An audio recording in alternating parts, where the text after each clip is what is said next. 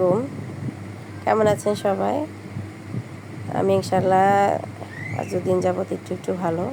এই কয়দিন কোনো বড় ভিডিও আপলোড করতে পারিনি, কারণ ঠান্ডায় আমার খুব সমস্যা হয়ে গেছিলো, কথা বলতে পারতেছিলাম না।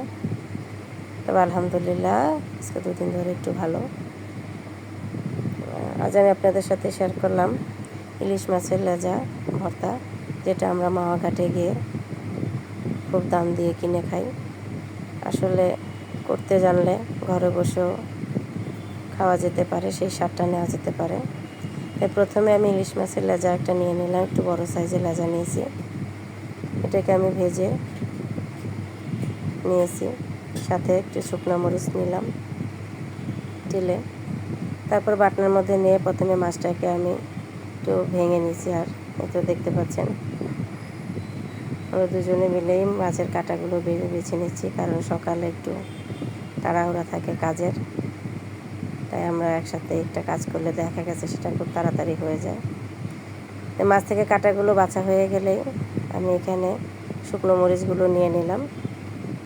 শুকনো মরিচগুলো থেকে শুকনো ডাঁটা ফালানোর পর এর মধ্যে দিয়ে দিলাম পরিমাণ মতন লবণটা দিয়ে আমি মরিচটাকে ডলে নিচ্ছি। আর ইলিশ মাছ ভাজার চেয়ে আমার কাছে কিন্তু ইলিশ মাছের ভর্তাটা খুব ভালো লাগে। আমি মাছ যখনই আনি তখনই লেজের অংশটা একটু বড় রাখার চেষ্টা করি, শুধু ভর্তা বানিয়ে খাওয়ার জন্য।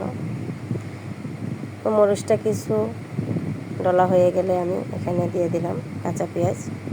আপনারা চাইলে সরিষার তেলে পেঁয়াজটাকে একটু বেরেস্তার মতন করে নিতে পারেন। এটা আসলে যার যার পছন্দের উপর নির্ভর করে, কে কীরকম খেতে পছন্দ করেন। কাঁচা পেঁয়াজটাকেও আমি মরিচের সাথে ডলে নিলাম, তারপরে দিয়ে দিলাম ধনিয়া পাতা।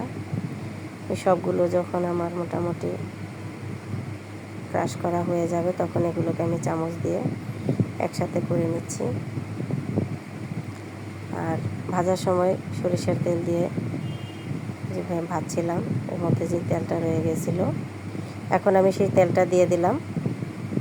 তেলটা দেওয়ার পরে তেলটাকে আমি ভালোভাবে মিক্স করে নিচ্ছি।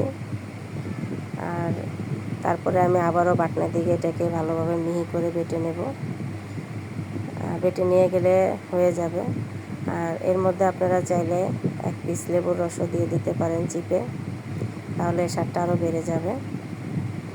তো আমার লেজার ভর্তা তৈরি করা হয়ে গেছে। এভাবে বাসায় তৈরি করে খাবেন। আর আমার ভিডিওগুলো যদি ভালো লাগে তাহলে লাইক এবং কমেন্ট দিবেন। ধন্যবাদ সবাইকে।